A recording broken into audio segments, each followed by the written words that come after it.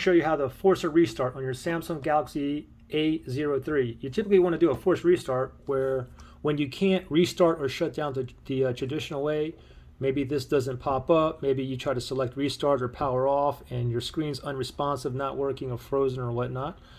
So what we can do to fix it is simply restart it using a special key combination, okay? So let's pretend I'm having issues, I can't swipe or anything like that. So let's go ahead and restart it using a 2-key combination. It's going to be the volume down, power. Again, volume down, power. Press and hold both buttons at the same time. Do not let go until you see a Samsung logo appear.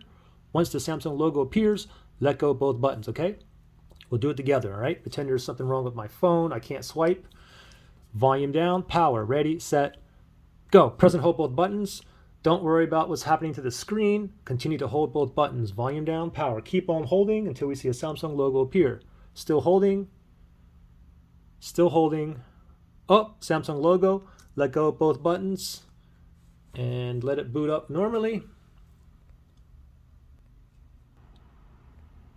And there you go. You just forced your phone to restart. All right? Questions or issues? Comment below.